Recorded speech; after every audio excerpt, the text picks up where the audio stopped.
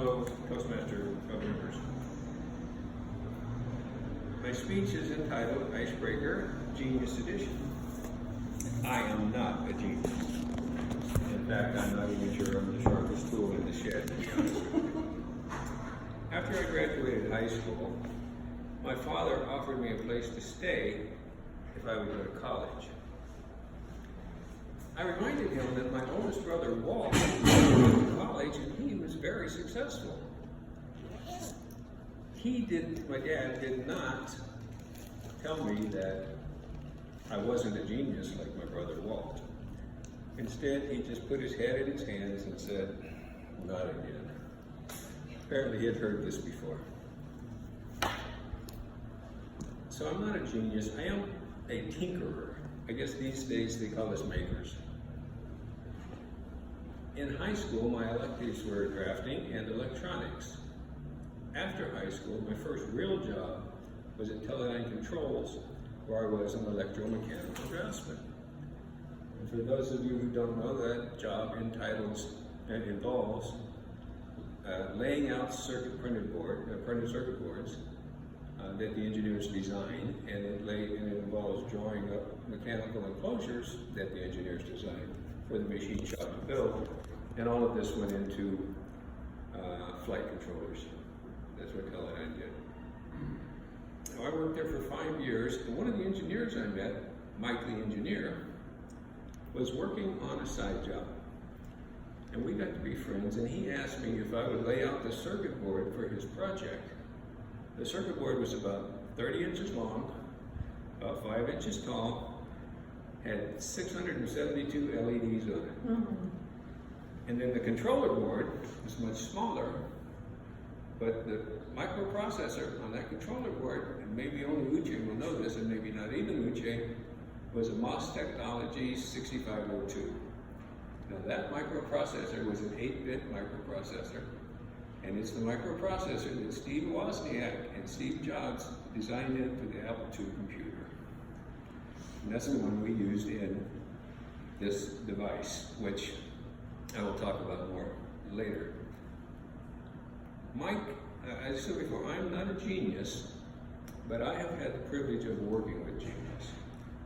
Mike the engineer was a genius. When I worked with him, we came up with some really great ideas. One of them we were able to patent. We created a very simple circuit that was able to scrape the closed captioning data off of a broadcast television signal, and then we could process it and format it and have it run across our little LED display, which was that 30-inch by 5-inch. And we were able to get that patent, so I was a co-inventor, even though I was just his inspiration. He saw simple, he said, I can make a simple circuit. So I also got a patent for, I didn't get the patent, I was a co-inventor on a patent for the enclosure for this LED display. So that was a lot of fun. I worked at Silent Radio until it closed, which was almost 20 years. And when it closed, towards the end, a lot of people were jumping ship. I was literally the last person out. I locked the door for the last time. Mm-hmm. And I didn't jump ship because loyalty. After that, I had a few other jobs that either the companies went out of business or I just wasn't the right fit. And so, at the age of 40-something, I found myself unemployed. And basically unemployable because I knew a little bit about programming, but I wasn't a programmer. I knew a little bit about electronic design, circuit design, but I wasn't an electronic engineer. I knew a little bit about mechanical design, but I wasn't a mechanical engineer. In every interview that I went on, my competition were kids right out of college that had the degrees and had the knowledge that I didn't have because I didn't focus on one specific path. So, not letting that deter me, I decided that since I don't have a job, my job will be to get a job. And I did that 8 hours, 10 hours a day, 7 days a week without fail. I emailed resumes, I mailed out resumes, I posted them on job sites. I read every newspaper that help wanted ads, and went on every interview I could get. One interview in particular, they called me and did a phone interview first after reading my resume. And they said, "We'd like to fly you up to Folsom, meet the gang." So they flew me up to Folsom, great flight. And they went in to see the guy, and he said, "I'd like my team to interview you there in the conference room." So I walked into the conference room, and they're all 20-somethings. And they very politely said, "Thank you very much for coming, have a great flight." Basically. I mean, they asked a few cursory questions that didn't amount to anything. And he had told me previously that there would be a little test he wanted me to take after, and he didn't even want me to do it. So, but just because I didn't fit in it.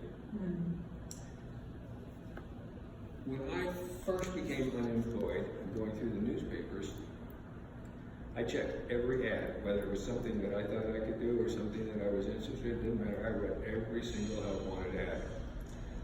One of them, I remember one of them, it was a company in Gardena that wanted a mill worker. I didn't know anything about the company, but I could tell just by reading the ad that was probably a minimum wage job. And I remember thinking to myself, maybe someday, but not yet. Now, if you've ever been on unemployment, hopefully you haven't, but you know that it takes a while before you get your first unemployment check. And I don't remember exactly how long it was, but I do remember getting that first check. And I saw the check, and I looked in the corner at the stack of newspapers, and I thought about that mill worker job. And I thought, what have I got to lose? Now, when I was working at Silent Radio and the other jobs, I wore a suit and tie. But I kind of thought that probably wouldn't be appropriate for this, so I kind of dressed that way. And I went into the place. They gave me their one-page application. I was very careful not to fill out my actual work experience because I didn't want to scare them off. But I did put that I had some AutoCAD experience. So then they sent me back to Mike the manager. Mike the manager is a man mountain. He's in a very small office in the heat of summer with no air conditioning. I'm not sure he was big on personal hygiene. But on the positive side, I remember thinking, if I ever get in a bar fight, I want that guy on my side. So Mike looks at my application, looks at me, and he says, "I would hire you just by looking at you, but why would you want to work here?" And I said, "Good question." I said, "Look, Mike, here's the deal. I enjoy woodworking, and I'm on unemployment, which is basically minimum wage. I would rather earn minimum wage working for you and making an honest living than sitting at home collecting unemployment." And then he noticed on the application that I put AutoCAD. Hang on a second, I want you to talk to the owner. So Mike the manager takes me into Frank the owner. Frank looks at the application, looks at me, tells Mike, having worked in the shop for a little while, and if anything comes up, we'll think about it. So the next morning, I come in at 7 o'clock, I'm working 10-hour days. And it's the new guys, that's me, the new guy. It's the new guy's job to move all the big, heavy cabinetry to wherever the cabinet makers need it to be, all day long, for 10 hours. My 40-something body was really sore. But before I went home, I went into Frank the owner, and I said, "Does the French tradition have a website?" He said, "No. But here's an 8-page color brochure in case you want to show it to anybody." So I went home, dog tired, went to my office, scanned in all 8 pages of the brochure. I had my own website. So I created a child website, and I put all the brochures on there, created a nice homepage, and sent Frank a link at 2 o'clock in the morning. Then I went to bed. I showed up at the shop the next morning. Mike, the manager, says they want to see you up front. So Frank takes me into his office, sets me down, and he starts trying to talk me out of wanting to be a woodworker. And I said, hold on a second, stop right there. I took that job so that we could have this conversation.